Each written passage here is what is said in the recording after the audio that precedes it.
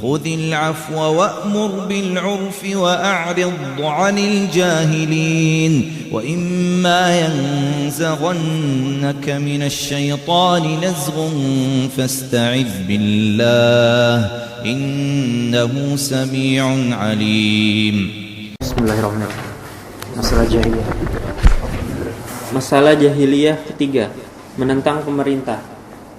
Menentang pemerintah dan tidak tunduk kepadanya adalah suatu yang utama bagi mereka, yaitu masyarakat jahiliyah. Bahkan sebagian di antara mereka ada yang menjadikan sikap tersebut sebagai agama.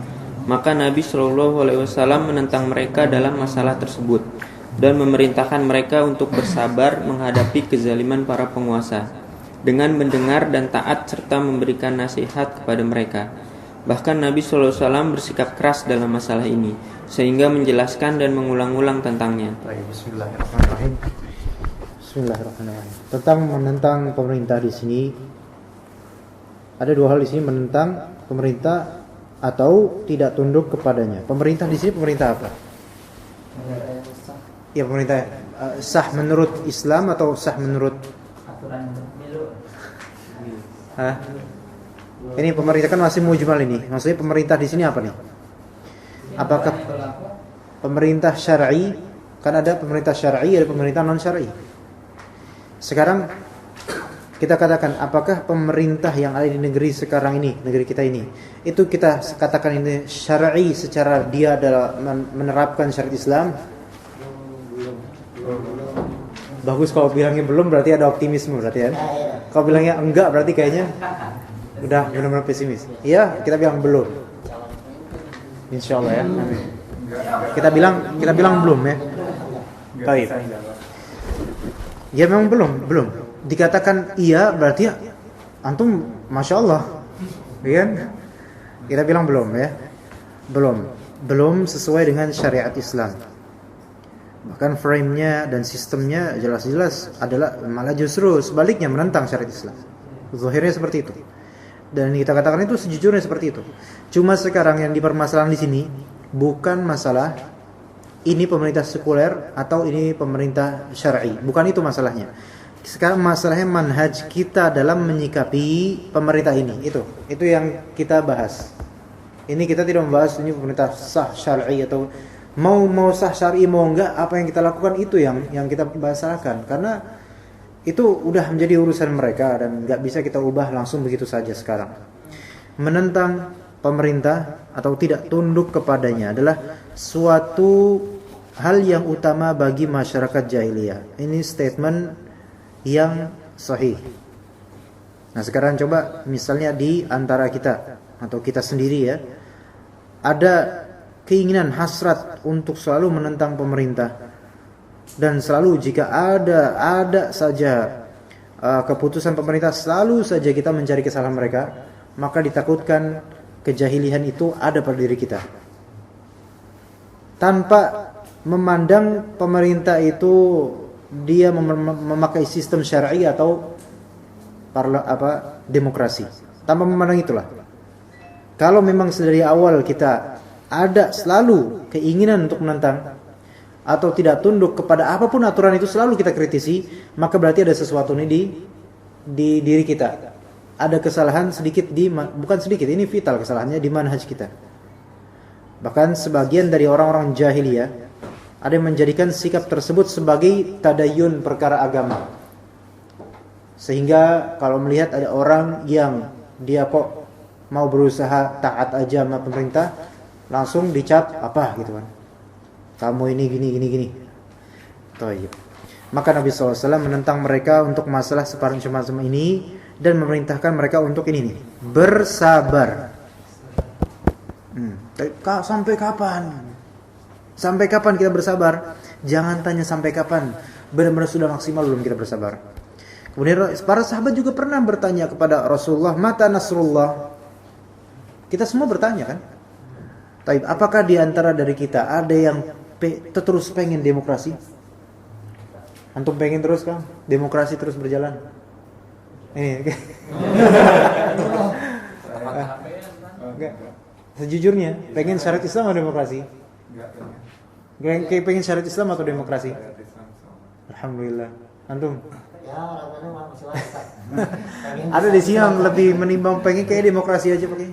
Ada? Nggak ada. Alhamdulillah kok nggak ada. Ya, syariat Islam kan? Semua dari kita, kecemburuan kita ada semuanya. Nggak ada siapapun insya Allah dari kita ikhwan akhwat. Kalau ada yang lebih suka demokrasi, wah ini berarti perlu kita interogasi. Ya kan? Nggak ada dari kita cemburu. Kenapa? Islam kita punya Islam, pemerintahan Islam kita punya. Aturan Islam, qawanin syariah punya sebenarnya. Udah ada aturannya dalam Islam. Tapi kan kita nggak mungkin kezaliman penguasa kita ubah dengan cara yang instan. Nggak mungkin. Ya. Jadi pertama kita sabar. Kapan? Kita pertanyaan terus selalu begitu. Sampai kapan kita sabar? Di sini sabar ini banyak aplikasinya. Tidak hanya sekedar sabar diam gitu saja, nunggu nanti juga jadi kok syariat Islam. Nggak bisa gitu juga. Harus ada sesuatu yang kita gerakkan. Nah, masalahnya gerakannya itu apa juga?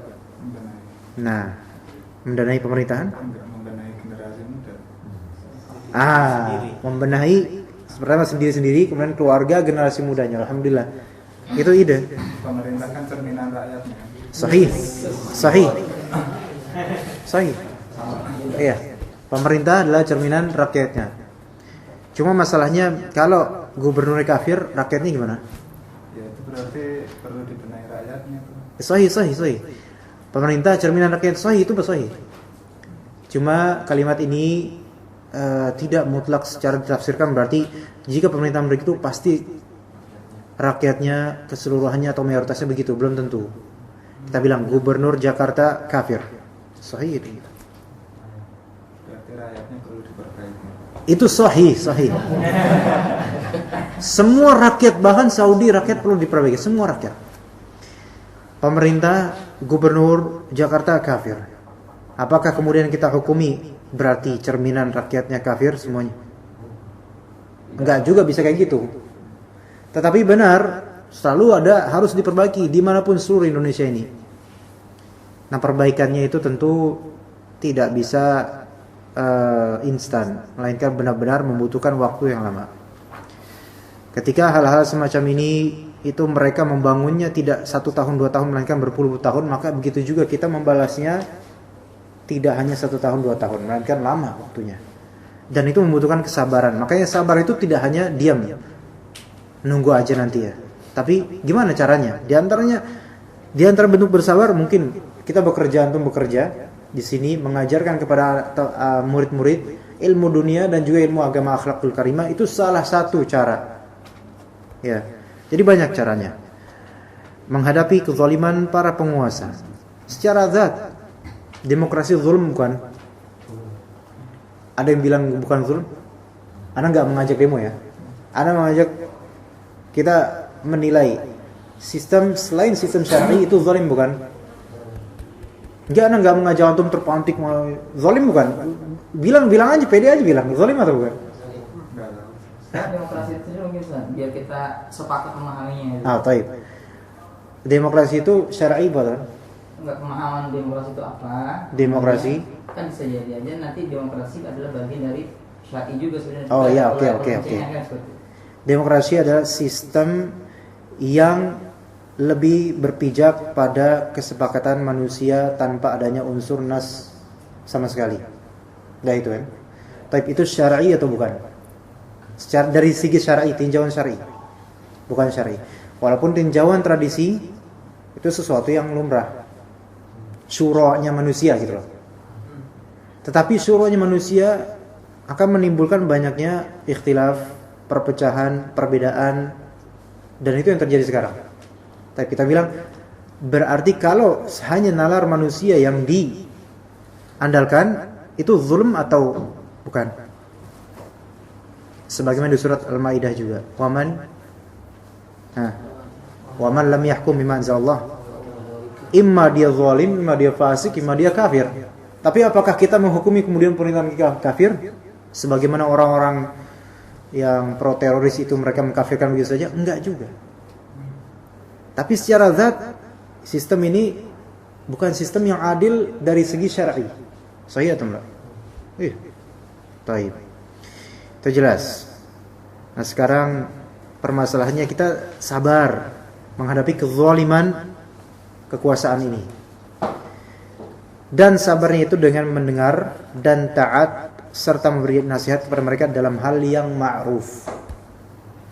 Dengar dan taat dalam hal yang ma'ruf dan memberikan nasihat kepada mereka jika ada kemungkaran. Timbul masalah-masalah berikutnya, gimana cara menasihati? Itu masalah lagi itu. Ini kalau dijabarkan bakal panjang nih ya. Mas Dendi mau pengen cepat baca ya untuknya. Baik, ala kulli hal. Moga-moga nih permasalahan ini permasalahan manhaji dan ini penting. Cuma insyaallah di sini insyaallah enggak ada yang ekstrim dalam masalah ini sehingga tidak perlu kita saling bersinggungan dalam masalah insyaallah ya. Enggak ada masalah insyaallah. Kemudian yang berikutnya dan ketiga sikapnya. Dan ketiga sikap yang beliau tegaskan inilah yang disebutkan dalam hadis yang tercantum dalam As-Sahih yang diriwayatkan dari beliau sallallahu alaihi wasallam. Yardolakum an ta'buduhu wa la tusyriku bihi syai'a wa an tasimu bihablillahi wa an tasimu bihablillahi jami'a wa an tanasahu man walahu amrukum wa anta nasahu wa anta nasahu man mawallahu enggak dilemburkan di situ man wallahu Allahu amrakum. Dia Allah meridhoi bagi kalian. Pertama, bahwa kalian beribadah hanya kepadanya dan kalian tidak mempersekutukan sesuatu pun dengannya. Kedua, kalian berpegang teguh kepada tali agama Allah. Dan ketiga, kalian memberikan hak secara tulus atau nasihat kepada pemerintah yang kepada mereka Allah menyerahkan urusan kalian. Dan Imam Al-Bukhari rahimahumullah meriwayatkan dari Ibnu Abbas radhiyallahu anha dari Nabi sallallahu radhiyallahu anhuma dari Nabi sallallahu alaihi wasallam, beliau bersabda, man kariha min amirihi say'a falyasbir fa innahu man kharaja minas sultani sibara mata mitatan jahiliyah. Barang siapa yang membenci sesuatu sikap dan tindakan dari pemerintahnya, maka hendaklah dia bersabar. Karena sesungguhnya siapa yang keluar dari ketaatan kepada pemerintah sejauh 1 jengkal sekalipun, lalu dia mati, maka dia mati dengan kematian jahiliyah. Membaca Indonesianya jadi baca. Imam Al-Bukhari rahimahullah juga meriwayatkan dari Junabah bin Ubay. Beliau berkata, suatu kali kami menjenguk Ubadah yang sedang sakit. Lalu kami katakan, semoga Allah memperbaiki keadaan Anda. Sampaikanlah suatu hadis yang telah Anda dengar dari Rasulullah SAW yang telah mendatangkan manfaat bagi Anda. Beliau berkata, Nabi SAW menyeru kami, lalu kami membayat beliau. Dan di antara syarat yang beliau ambil atas kami adalah bahwa kami membayat untuk mendengar dan menaati, baik dalam keadaan kami bersemangat maupun kami terpaksa, dalam keadaan kami kesulitan maupun dalam keadaan kami mudah. Dan sekalipun hak kami diambil, serta agar kami tidak merebut pemerintahan dari orang yang memegangnya. Kecuali, sabda beliau, apabila kalian melihat dari mereka kekufuran yang jelas, yang mana kalian memiliki bukti nyata dari Allah tentangnya. Dan hadis-hadis sahih mengenai ini sangatlah banyak. Dan kekacauan tidak akan pernah terjadi pada agama dan urusan dunia umat manusia, kecuali karena munculnya kerancauan dalam menyikapi wasiat ini. Baik, kemudian masalah